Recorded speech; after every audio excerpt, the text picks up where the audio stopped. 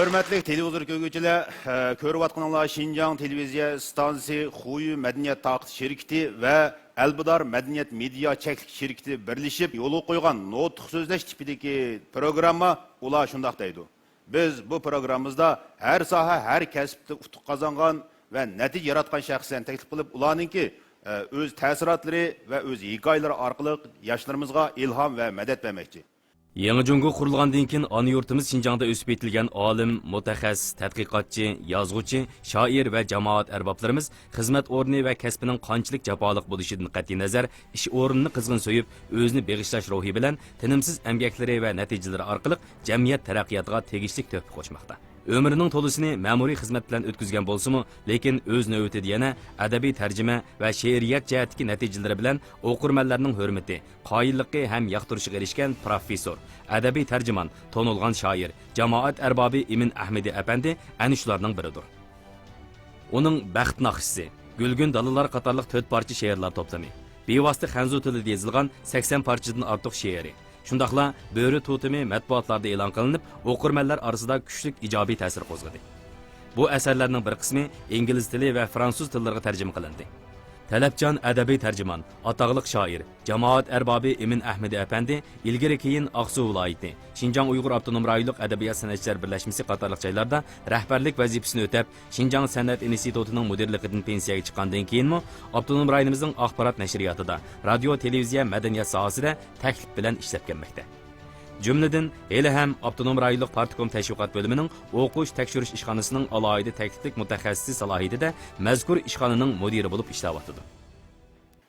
Bugungi bosh qahramonimiz bo'lsa, atoqliq adabiy tarjimon, to'nilgan shoir, jamoat arbobi Imin Ahmedi apandim. Qani qarshi olaylik.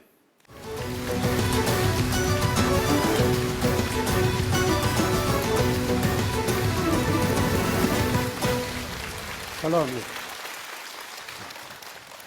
Imin ahvalınız yaxşı mı? Yaxşı. Uzun bo'ldi sizdan ko'rishmagili. Imin kamninki Imin Ahmedining bugungi jamiyatda Imin Ahmedi bu turishi va jamiyat ko'rsatgan ta'sirlarining asosi meningcha Imin kam o'zi tug'ilib yashagan oiladan bevosita munosabatlik. Shuning uchun biz bugungi sahnimizni Imin Ahmedi akimizga bersak, Imin Ahmedi kam bizga bir maydon nutq so'zlab bersa, ha? Qanday marhamat. Ben ötken asırının 40. yıllarda Dixan ailesinde dünyaya geldim. Birli perzentlik boğan bir aile. Hazır kadar benim akufka edi singlim yok. Özüm yalğız çıkan oldum. Müşahit oltuğallarının hemmisi benim ballarımga, perzentlerimge, akıllarımga, singillerimga mida okşaş.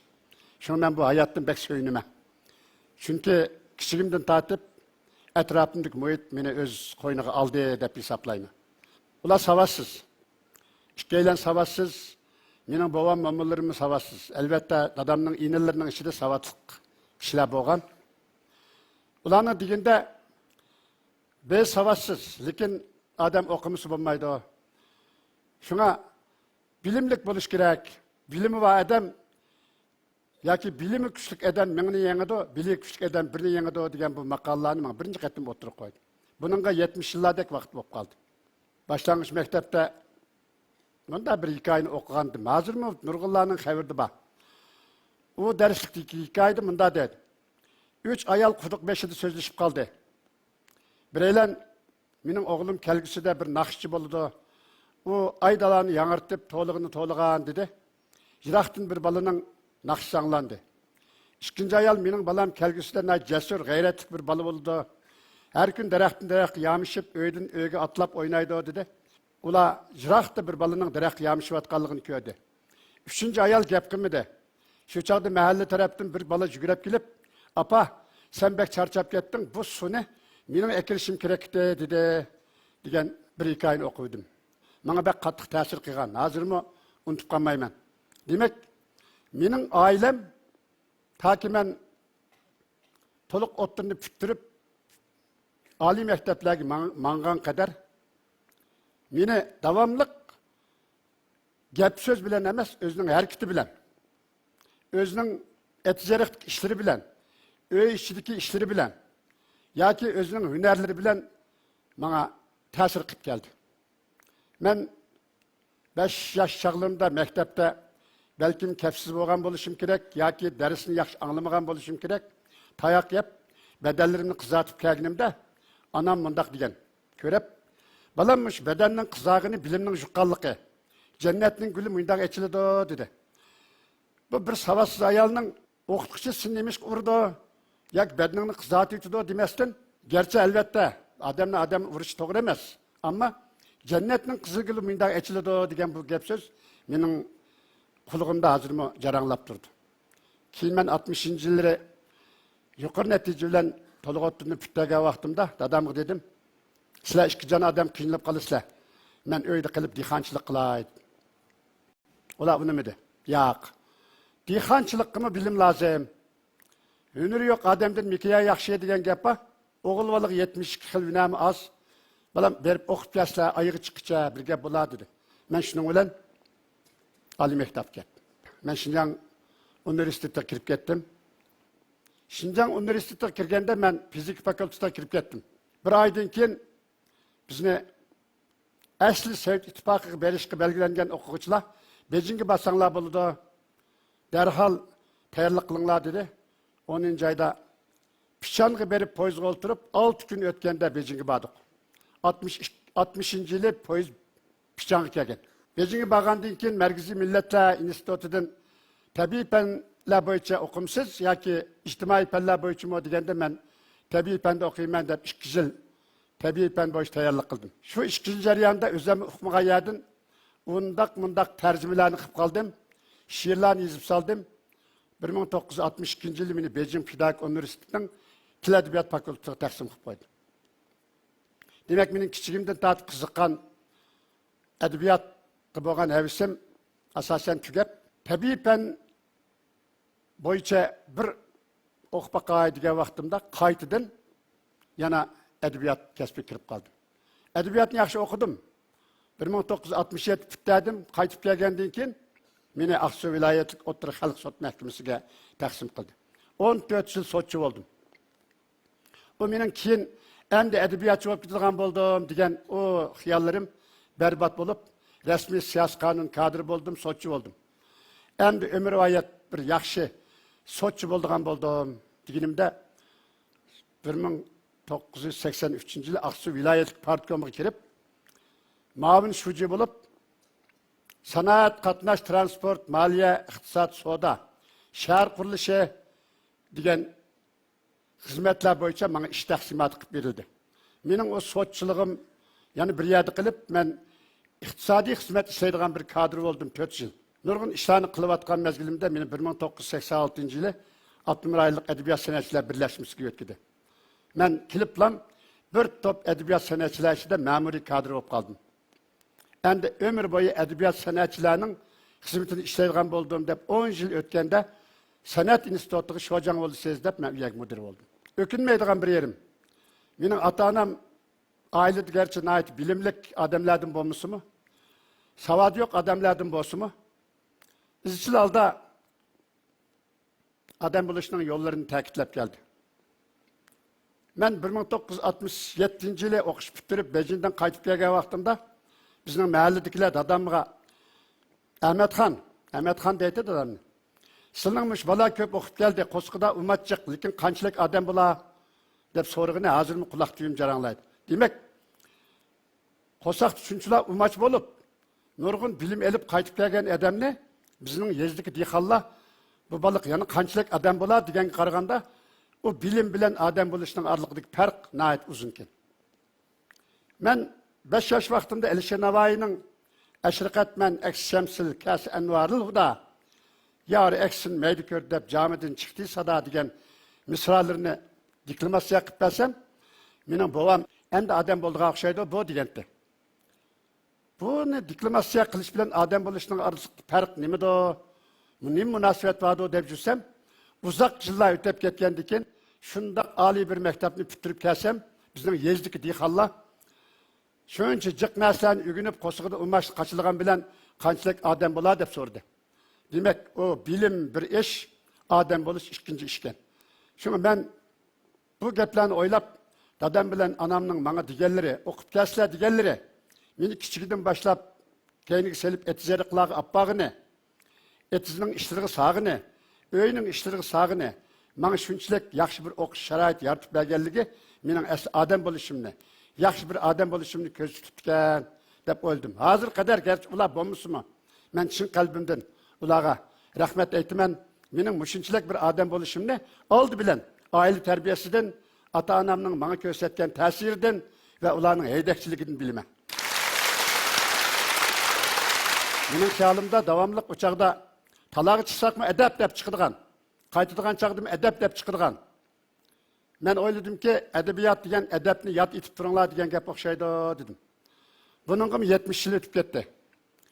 Adabni yod etib turinglar degan bu gap menga bir qiblanoma yoki bir jiroqdan meni yo'l boshlab turadigan bir xil chiroqdek. Hozirgacha menga ta'sir ko'rsatganlik. Adabni yod qilib turish degan bu so'z shaxs uchunmi muhimkan? Bir oila uchunmi muhim? Millat uchunmi muhim? Bir davlat uchunmi muhimkan? Buni men keyingi mezgillarda shaxsning obrazi, ailening obrazi, hatto mahallaning obrazi, bir yurtning obrazi, millatning obrazi degan yuksakroq o'ringa ko'tarib o'ylanib baqdim. Aile obrazi deganda bir ailening obrazi yaxshi olmagan bo'lsa, uningdan andaq yoki mandaq odamlar chiqqan bo'lsa, bizning yurtlarda hamma yerda bo'lmasmi? Falani aile bilan xudobaji bo'g'ini bo'lmaydi yoki u uydagi o balaga maqsvalni berishga bo'lmaydi deydigan gap bor. Nemishqa desa, ularniki obrazda masala bor dedi. Bu obraz degan mening o'zimning his qilishimcha shaylarning tashqi ko'rinishi. Birer kinolarni ko'rganda, roman o'qiganda falonning obrazini yaxshi yaratibdi. Mavi ijobiy obraz, mavi salbiy obraz ekan deymiz. Agar tashqi ko'rinishlar bo'lib, ichki jihatdagi mohiyatlik narsa bo'lmagan bo'lsa, u obraz puchak obraz bo'lib qoldi. Agar bu obraz shu mahallaning o'ziga da'z ketkizgan bo'lsa, u mahalla bilan boshqalarning berish qilishimi notayin. Agar bu obraz bir millatga da'z ketkizgan bo'lsa, bu millatning yomonotlik bo'lib qolishi taxmin aniqli ish. Agar bir davlatning obrazi yaxshi bo'lmasa, u o'zining qudratini yo'qotadi. Masalan, davlat uchun olganda uning harbiy kuchi, moliya kuchi, odamlarning shijoati, ro'yi, jafo mushaqqatning qo'rqmasligi, 5000 yillik madaniyatni davomlashtirganligi buning bir obrazi, davlat obrazi. Bu obraz diplomatiya jihatda ifodalandi. Lekin buning bir qudratli turiqi bor. Bu uning ma'naviy madaniyati. Agar bu ma'naviy madaniyat, ma'naviy qudrat, ma'naviy obraz bu bo'lmasa, odam o'zining qudratini yo'qotadi, har qanday vaqtda olg'a bosolmaydi. Ko'nlarning bir gapi bor emasmi? Odamning ro'y tushsa, mingan etim manganmaydi dedi. Agar naytda lakat jini yo'q, o'limtik bir odam yaxshi bir otning ustiga chiqib o'tlagan bo'lsa, otni mangmaymish. Chunki o'tlagan odamningki ma'naviyati intayin zayıf, azroq jo'shqinlik ruhmi yo'q, qamchimi salanmaydigan yoki otning ichki beqiniga tepib, uni bir olg'a mengishga manda bir haydakchilik qilolmaydigan mundaq odamlarni hayvon jindi yaxshi ko'rmaydi ekanda. Shuna bu obraz masalasi intayin muhim. Men o'zimning mushunchalik bir cho'ng bo'lishimda mening oilamda garchi allomilar chiqmagan bo'lsa-mu, ular savassiz bo'lgan bo'lsa-mu, lekin intayin madaniyatlik, o'zining obraziga diqqat qildigan, ahli mahalla ichida o'zining xil inovati bor, gap so'z joyida bir odamlarning qatori cho'ng bo'lib ekanman. Mening ota-onamning obrazi boshqa nurg'unlagan son-sanoqsiz dehqonlarga o'xshash yaxshi bir obraz ekan deb o'ylab qolaman. Shunga bir odamning yetilishini yoki mening mushu darajaga berib kelishimni, mening birdan matematikani yaxshi ko'rib, adabiyotni o'qib qolganligim, adabiyotni o'qib olib, boshqa kasblarni qilganligim, hech qaysi voysmaganligim, qila olamsa desa qilma deb turganligim, meningcha shu oilaning ta'siri, shu oilaning obrazining yaxshiligi menga bergan himmatlardan ayrilmaydi deb qarayman. Meningki hayotlik jarayonimda his qilganlarim mana mushunchalik. Rahmat. Programmamiz bilan Xinjiang İmran Xalqaro savdo-iqtisodiy shirkati alohida hamkorlashgan. Bir ne'mat bar karomat, lazzati bar alomat, pokizligi quvvati bizga rohat, farog'at. O nima? U nima duo? Misra kahvesi. To'g'ri, topdingiz. Wow! Nimandaq tatlı bu? Mısır'ın yürüşlü qizlari ishonchlik go'sht, esil xurishlar, yuqori saviya va a'lo sifatda mujassamlanib, aqida va samimiyat qo'shib tayyorlangan esil yemaklik. Mısır'ın qizlari. Bala quvvat qiladigan yanada Mısır'ın qizlari. Qutyardan yangi bir qadam shonliq natija Aqsu Qutyar zavodi dag'dug'liq ishga kirishtirildi. Yangi Qutyar zavodi ilg'or mashina uskunlar, inchki ishlab chiqarish liniyasi orqali turli tam, har xil shakldagi Qutyar soda suvlarini xalqimizga sunib, xalqimizning umidini oqladi. 13 yillik arzu, 13 yillik Qutyar. Sifatga ilgirkilikli qo'yilgan yuqori talab texnik keng, ozod ishlab chiqarish muhiti Qutyar zavodining yangi afzalligidir. Qutyar xalqimiz uchun hamon bejondil xizmat qiladi. Esil tam, esil ichimlik Qutyar. Tağның zinnati Qur'on tosh. Tanning zinnati ko'rkam chosh. Güzellik tabiiylikka bog'liq. Ko'rkam chosh tarvishga bog'liq. Sizning chechingizga mos keladi. Men çaşlarımla asrayman. Çaşlarımga Shahla çaş doktoru hamroh. Shahla chosh doktori yurishlik chosh asrash buyumlari. Yıkıp yürügen dünyasını toyga dep, tüküter mihman keldi öyge dep. Desem eğer düşenmestin bu kundaq, bilip koygun Uygur degen muşundaq. Uygurlarning quli oltin ko'ngli gul.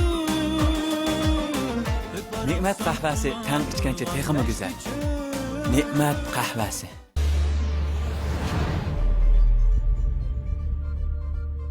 İminkam naiti obrazlık, ta'sirlik o'ziniki hayot kechirmishini so'zlab berdi. Tomoshabinlarda nurg'un savollarni chiqaribdi, nurg'un ahamiyat savollarni chiqaribdi. Lekin vaqt munosabati bor. Bunda bir savol ekan. Emin Ahmedi apandim, siz bo'lsangiz ham adabiy tarjimon, ham shoir. Men sizdan so'rab baqsam, bu ikki kasbning qaysisi siz uchun eng muhim deb? Hammalarga ma'lum, har qanday millatning o'zining shoirlari bo'ladi, yozuvchilari bo'ladi, olimlar bo'ladi. Eğer menden siz bir şair deb so'ralgan bo'lsa, yazayotgan she'rlarim asosan gerçi subjektiv o'zimning hissiyotim bo'g'ini qarmay, o o'zim yashayotgan yurtning sadosi, yoki cho'ngroq aytganda millatning sadosi bo'ldi. Endi tarjima orqali kirayotgan asarlar boshqa millatlarning sadosi, boshqa davlatlarning sadosi bo'ldi. Çünkü mening vazifam ham o'zimning ovozimni chiqarish, milletning ovozini chiqarish, mush davlatning ovozini chiqarish. Hem başka milletning, başka ellerning, başka davlatning ovozini tarjima qilib, mushu o'zimizning odamlarimizga tunishtirib beqish. Mushu nuqtadan olganda menga shoirlikmi muhim, tarjimonlikmi muhim, har ikkisini o'xshash yaxshi ko'raman. Ondan boshqa yana bir savol bor ekan. Siz o'qish jarayoningizda balkim nurg'un qiyinchiliklarga va o'ngishsizliklarga uchragan bo'lishingiz mumkin. Shunda vaqtda siz qanday hal qilgandingiz debdi. Bizning o'ltirganlarninki ko'pinchisi balki tarixiy materiallardan bilgan bo'lishi mumkin. 1960-yildan tortib hisoblaganda 3 yil mamlakatimizda cho'ng ko'lamli tabiiy ofat yuz berdi. Men 1960-yili avval chet elga chiqamiz deb, ondan Beijingga boramiz deb ketgandan keyin 2 oy o'tganda mening dadam Beijingga beribdi degan xabarni anglab, menga 100 yuan pul yuvatdi. 1960-yili 12-oyda menga 100 yuan pul yuvatdi. 1967-yili o'qish bitiribdi deb anglab, menga 50 yuan pul yuvatdi. 7 yil ichida menga uydan yuvatilgan pul 150 yuan. Uning ustiga Beijingdan Urumchiga keladigan tiz poyez 56 yuan, Urumchidan Qashqarga boradigan avtobus yoki qora mashina 36 yuan'di. 92 yuan pul bo'lgan bo'lsa, berib yo'lda 8 kun, Urumchidan Qashqarga 7 kunda boramiz. 8 oqshom 1 yuandan yotgan bo'lsak, 100 yuan pul bo'lgan bo'lsa, men Beijingdan kelalaydim. Men 60-yili bir ketgancha 68-yili 8 yilda qaytib keldim. Endi men bu qiyinchiliklarni andaq yengdim, mandaq yengdim desem, hozir müşahede o'ltirganlarning hech qaysisining turmushiga mos kelmasligi mumkin. Lekin birla mos keladigan narsa menda bir xil iroda bo'ldi. Livimga tishlab yashaydigan, Başqalar yıkayenge haftada bir qatim barsam, men yilda bir qatim bardigan. Yoki boshqalar o'zininki yaxshi bir do'stlari bilan u yerga berib tamoq yeb keladigan ish bo'lib qolsa, men shu maktabning beradigan tamog'i bilan degandek, men nayt xushallik bilan yengildim. Azaplangan ishni o'zim hozir men o'ylab bo'lmayman. Men har kunki vaqtimni darsdan tushgan bo'lsam, xansuvchi o'g'inish bilan, agar yakshanba kuni bo'lib qolgan bo'lsa, kitap ko'rish bilan shunday o'tkazibdiman. Men o o'tgan kunlarimdan faqat o'kinmayman. Hozir menda sizlarning oldinglarda cho'ng so'zlab berish emas, umuman odamda azroq bir iroda, tirishchanlik, hayotga bo'lgan umid, kelgusiga bo'lgan bir ishonch bo'lsa, har qanday ishni o'tkazib o'tkili bo'ldi.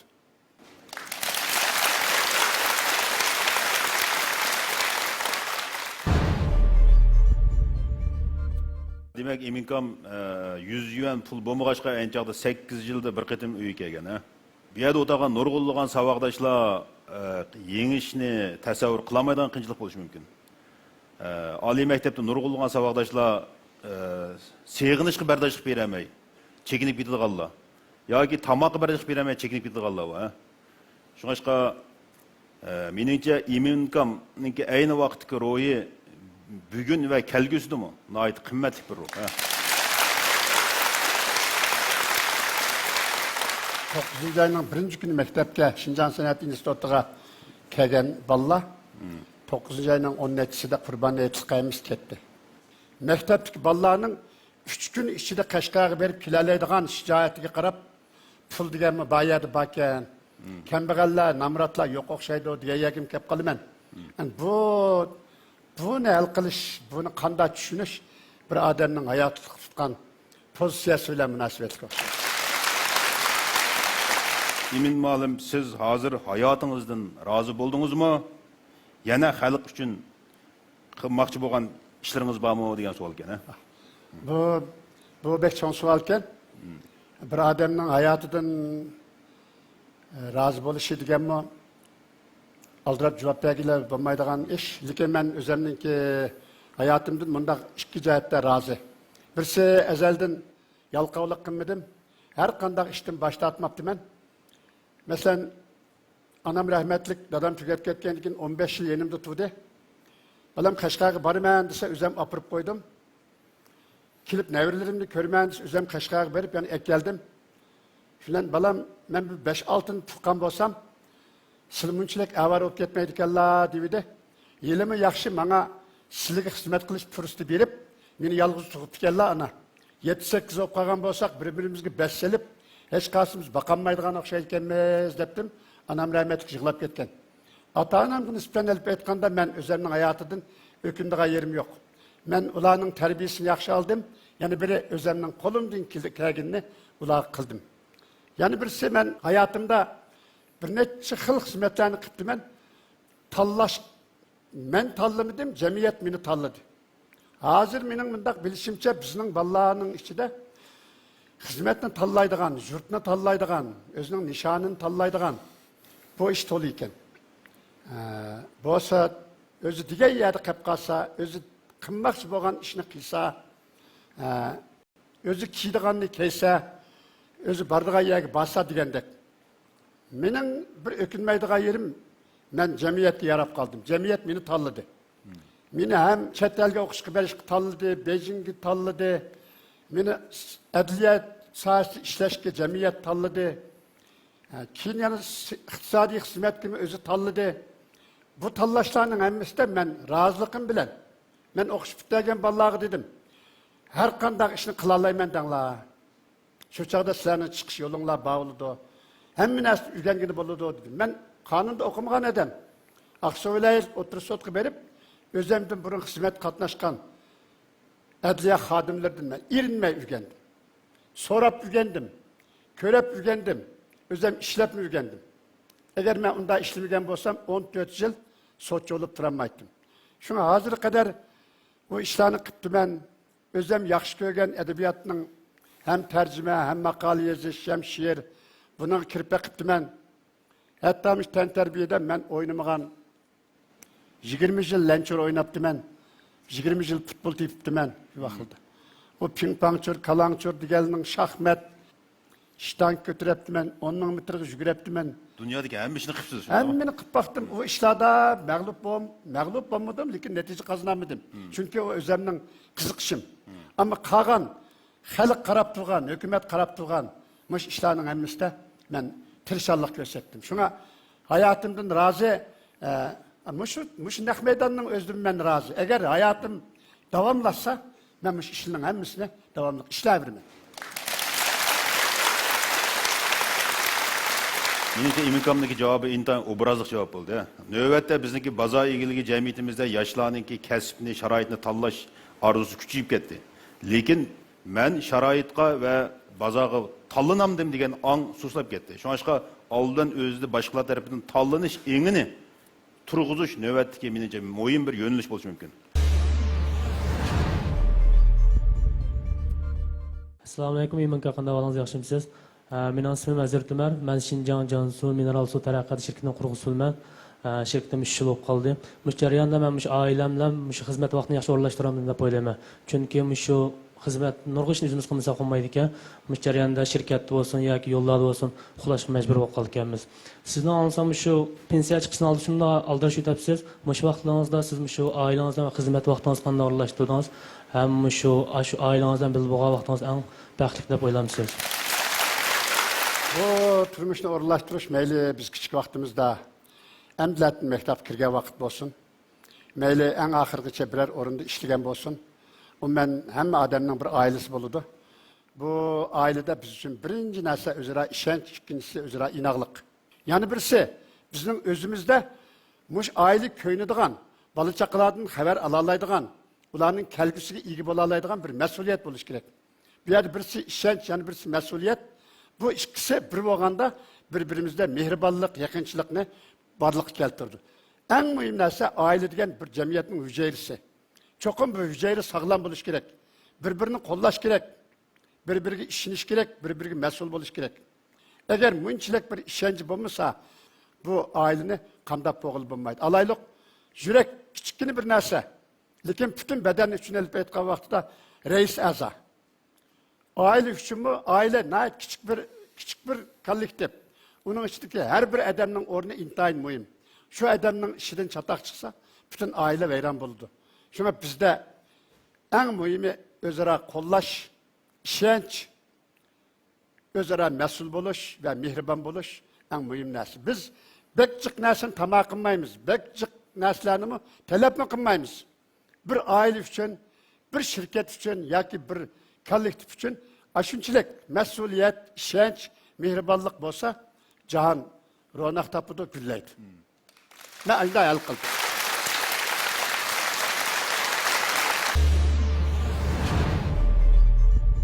Assalomu alaykum, imanka yaxshimisiz? Sizga Urumtimiz cho'nqur bugun mana shu maydonda sizning leksiyangizni anglab nihoyatda xursand bo'ldik. Men o'zim ismim Adolat, men tibbiy universitetini bitirib Urumchi shaharlik eg'iz bo'shliq kasalliklari doktorxonasida ishlayapman, bir bolalar tish kasalliklari doktori. Abay leksiyaringizda o'tdingiz, pichanayisidan yo'lga chiqib ekansiz, poyezdga o'tirib. Men shu pichanayisida tug'ilgan. Endi ota-onam bizning oilada 3 farzand bor. O'zlarining shu xizmatlarining o'disidan yaxshi chiqqan bilan birga biz 3 farzandni yaxshi tarbiyaladik. Bizni yaxshi bo'lgan oila tarbiyasiga, axloq tarbiyasiga, ma'rif tarbiyasiga ega qildi. Endi mening o'ylaydiganim, mush ota-onamiz bizga nihoyat ko'p ajrlarni singdirdi. Biz qanday qilganda shularning bizga qilganlariga yaxshi javob qaytara olamiz. Sizmi imom ma'lum o'zingizmi bir ota-ona bo'lish sifatingiz bilan bolalarga o'zingizning farzandlaridan kutadiganingiz nima? Ularning sizga qanday javob qaytarishini umid qilasiz. Rahmat, salomat bo'ling. Bu programmani o'zining alohida mahsuloti Imron Sap Shotut sharbetini bozorga solgan korxona Xinjiang Imron xalqaro savdo-ichkilik shirkati alohida talab qilgan. İtalya kalı güç kaklımısının bir 80% pişirilgan boz. Bo'ladi efendim. Gretsiya köksey salatıdan birini. Limonu belçik siliver. Kichimli kicho.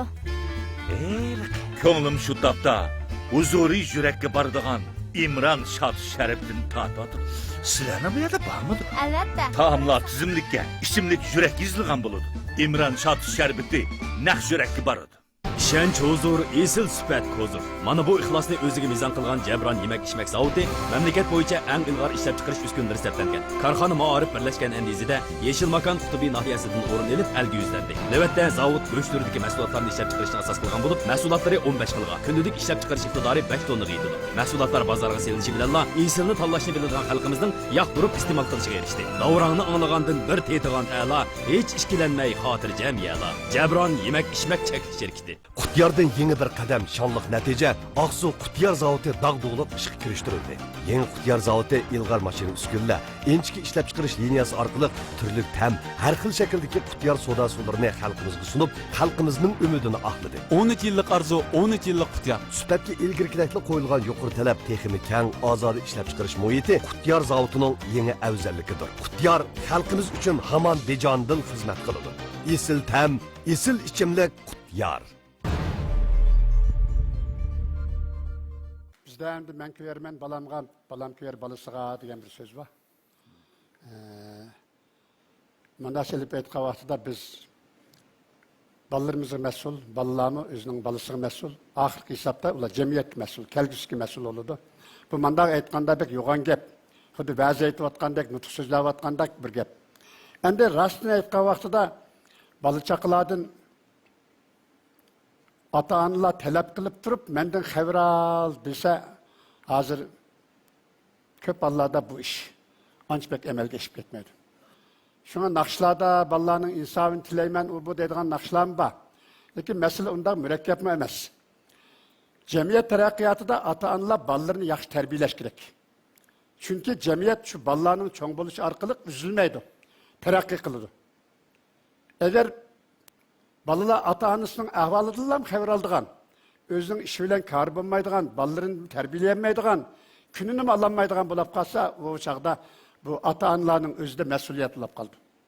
Shu eng yaxshisi biz balalarni kichikdan tortib, yaramli kar keldigan, mustaqil fikr qila oladigan, o'zining ishidan, huddisidan o'zi chiqa oladigan qilib cho'ng qilsak, ular yana o'zining balalaridan xabar olsa, jamiyatga his qo'shsa, bu shuning o'zi ata-onaga qilingan eng cho'ng hurmat, eng cho'ng minnatdorlik. Ata-onaga biz 5-10 tanga pul xarjlab emas, o'zimizning yaramli bir odam bo'lganimiz bilan, bolalarimizni yaxshi tarbiyalayotganimiz bilan, jamiyatda yomon emas bir rolimizni joriy qildirayotgan bilan javob bera olsak, bizning ata-onalarimiz bizdan rozi bo'ladi. Agar ata-onalar bizdan pul vermedi, shanba kuni bolasini baqtirdi, yakshanba kuni xabar olmadi, daim bizni mundaq qiladi deb ular zarlab bersa, bizmi bir oyda bir qatim ko'rinib qo'yib ularning ahvolidan xabar olmagan bo'lsak, bu binormal hodisa. Buningda ata-onami rozi bo'lib yashamaydi, bolalarmi erkin ozod yashayolmaydi. Bu hozirgi jamiyat bizdan bunday narsani kutmaydi. Shunga mayli yezi bo'lsin, mayli zavod, korxona, maktab, idora jamiyat bo'lsin, ata-onalar balalarning oldidagi mas'uliyatini cho'qim ado qilish kerak. Balalarni ata-onalarga o'zining yaxshi amallari, yaxshi fazilati bilan javob qaytarsa, 1000 tanga pul xarjlab bergandan yaxshi deb qarayman.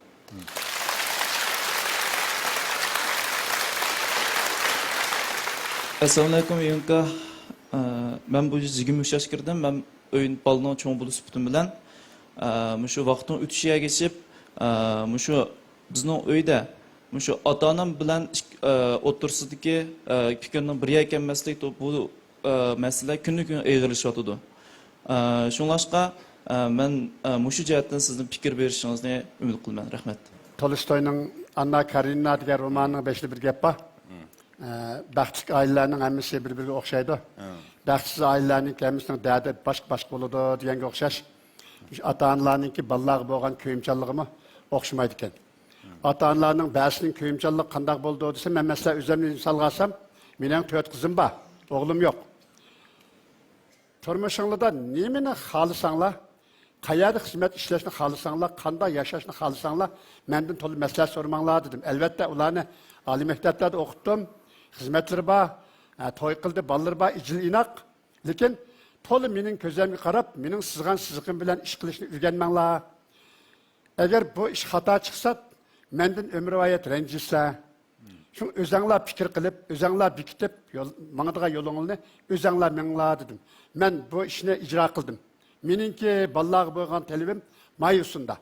Aldı bilen eringlarının atanısının öykü berinla, mine deyginim. Eyt günüse aldı bilen eringlarının atanısını yoklanla. Enin keyindin eşip kağa vaxtı kesanlar, ben kazanını kayıntayıp, göğsünü obdan pişirip koyup durman. Şembe günleri ballarınlarını bağçığa apırıp, uya apırıp sayahat kıldırınlar. Tolat adam nemi deydi ki, apam nemi deydi ki de bizim közümüzü kiravamanlar dedim. Bu bizim öyünün bir kaydısı.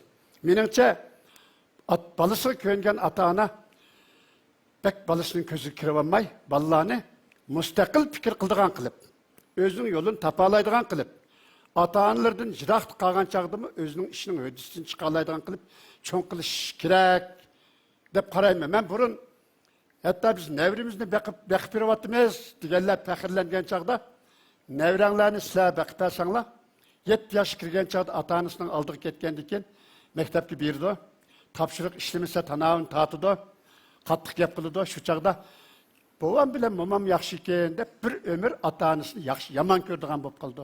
Şuna ballarını ata-anasının bekişe koyanlar dep sözlügen. Hazır menin ata-analar bilen ballarının boğan münasibeti cəhətdə en yaxşısı ballarını müstakil fikir kılalaydıgan. 7-8 yıl jiraktı kasımı özünün yotkununu özü yuyup, özü tikerleydigan, özünün kiyim kiçigini özü juyalaydigan, çoğu oğandı mı müstakil iş kılalaydigan kılıp çoğun kılış ata-ananın burcu. Eğer her kademde birden putluşup, andak kılma, mandak kıl dep, elbette ben bunu ata-analarını yaman demek demez. Ata-analarımız bizge bek yaxşı. Lekin, aman mesela ben asmanı türük olmayım. Ballar çokum keyin müstakil hayat yaşaydı.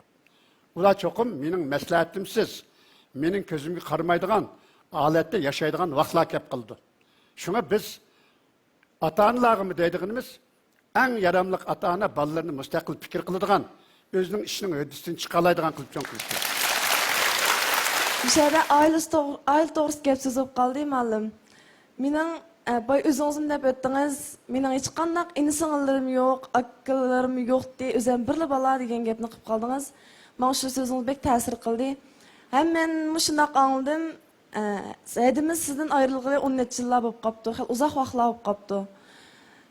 Şundaq bolsunmu siz keyin qitim yani qayta aile quruşni qayta oylaşıp bakmapsız. Sizin nikah bolgan sadıqlygyňyzmy yoki qandaqdyr başqa fikirleriniz yoki başqa oylarınız barmı degan ümitni men sizlep bergen bolsanız. Rahmat sizga.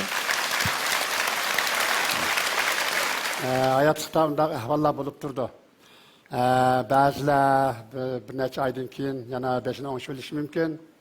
Bazılar undaq qılması mümkün. Menin özümninki mundaq yaşap gitişimde menin qızvallarimning hammasi öz etrafımda bağ bolup kaldı. Hatta menin urug tuqqanlarimning qızvallarımı ailemde yakın etrafta öy çağılı kılıp otagandan keyin meninki jüriş turuşum, yemek içmegim, kirqatlarım, aile muhitim degende nihayet zor kıyınılıp kaldığan ahvallar yüz vermedi. Bu en mühim taraflarından birisi. Yani bilsen ve üzerinden kolamda nurgun işlerim boğanlık için ben zirkip kaldığan, iş puşuğu tatıdığan, yalgızlık his kıldığan bu nesine anç bek özüm oylap olamadım. Çünkü ben özümün köngülümle avunduruşka, yalgızlıkka, berdaşlık verişke xelila çidamlık. Çünkü kiçigimden tatıp yalgız çoğup kağaçka hazır mı xudu kiçiligimge qaytqandek aşındak yalgızlık çidap yaşaydıgan bir adetim ba dep oyladım. Şuna eğer kiyinçe fırsat bulup kalsa, yani şundak yaxşı bir hemralar bilen ötüşümüzge nisip bola, lekin hiç kandak öküncem yok.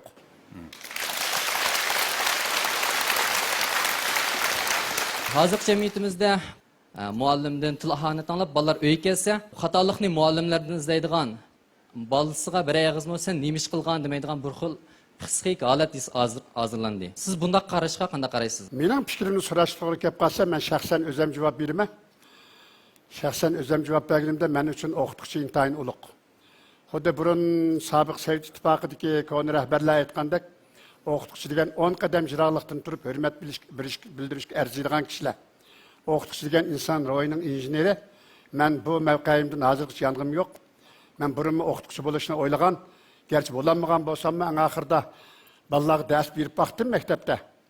O'qituvchining mening qalbimdagi o'rni intayin yuqori. Balalarga qattiq muomala qilish, u bu deydigan ishga kelsak, mening bir aqidam shuki, nayt qattiq qo'l generalning qo'lidan intayin botir askar chiqdi, yoki bo'lmasa intayin qattiq qo'l o'qituvchining qo'lidan shunday yaxshi shogird chiqdi deganga men ishonaman. Men bunga ishonaman. Men albatta o'qituvchilarning o'quvchilarni urib qo'yishi, tilishi, u bu ishlarni yoqtirmayman. O'quvchilarning аңлы қалда өзінің оқытушысыға hürmet қылышыны тілеймен. Ата-аналарның балаларының ярамсызлығын оқытушыдан көрмей, өзінің тәрбиесін көріп бақшыны тәвсия қылымен. Мұнда өзара түшініш болғанда біздің мағарифimiz тәқім гүлленді деп қараймын. Mening ismim Mirshad G'opur Urumchidan. Hozir qurilish nazoratida o'zimning kasbiga munosabatli kasb bilan shug'ullanaman. Bayatdan beri bizga nihoyat yaxshi ishlarni so'zlab berdingiz. Bizga yoshlarga nisbatan turmush, bilim elish, ota-ona bo'lgan kuyinish degandek nurg'un ishlar keldi. Bu yerda meningcha bir ish qolib qoldi deyman deb o'yladim. U bo'lsa turmush qurish, o'yinish.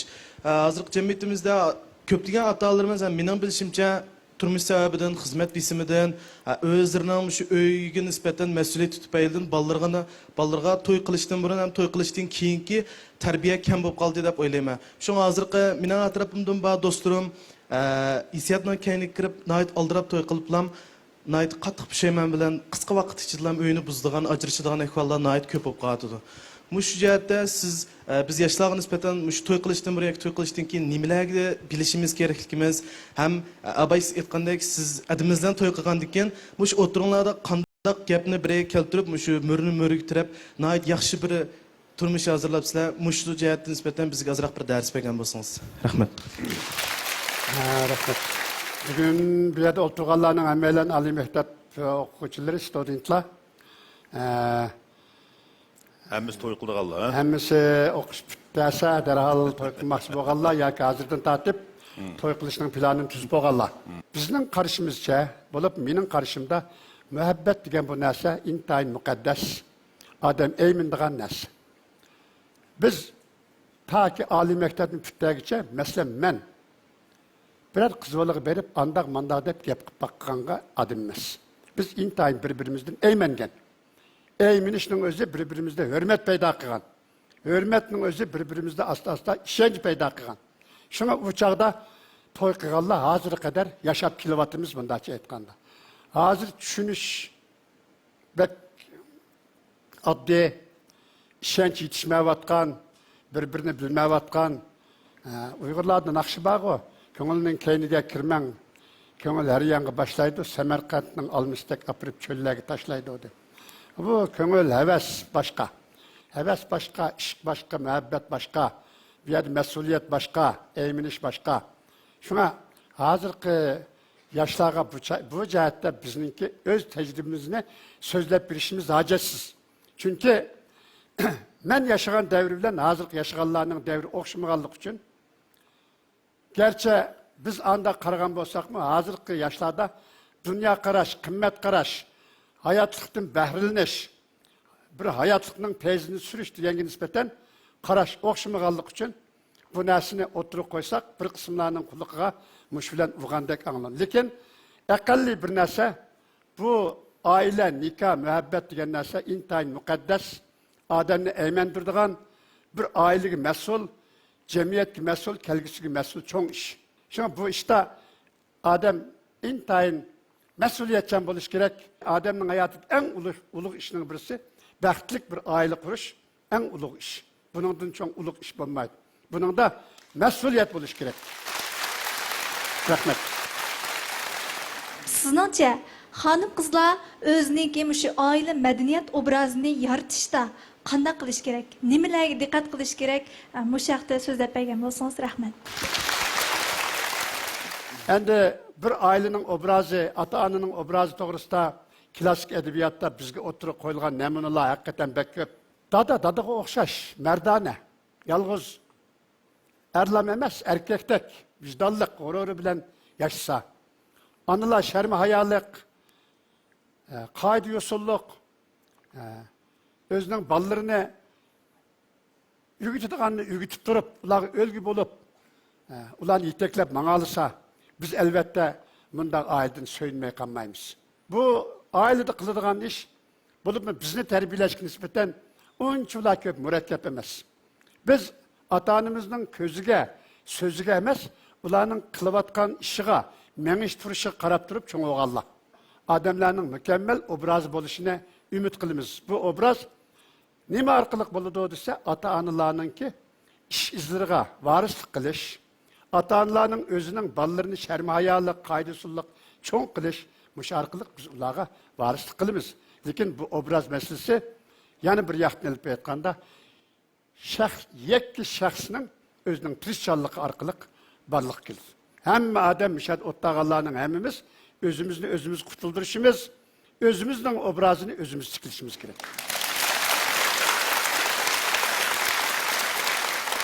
Demek bizimki bugünkü Ula Şundaq Deydo programımızda biz Emin Ahmedi muallim bilen söhbet ilip badık. Emin Ahmedi muallim özünki hayat keçirmişlerini bizge ait obrazlık ve çoğunqur şerhiylep berdi. Yani Emin Ahmedi muallimniki barlıq bayanlarda şu nesine ait eniq boldu ki bir adamның karakterinin yedilişi ve takdirinin şekillenişte aile medeniyetinin rolü intayın çoğunqur boldu. Lekin şundan birge bizniki sözlerimizin yakuni yana bir nuqta yığınçaqlandı. O bolsunmu bugünkü cemiyette bir adamның takdiri ve şundaqla hayat keçirmişleri yanla onun öz tirişçanlığı ve şundaqla izniş royu bilen münasebetlik. Köpçük rahmet kelerden köşeydi.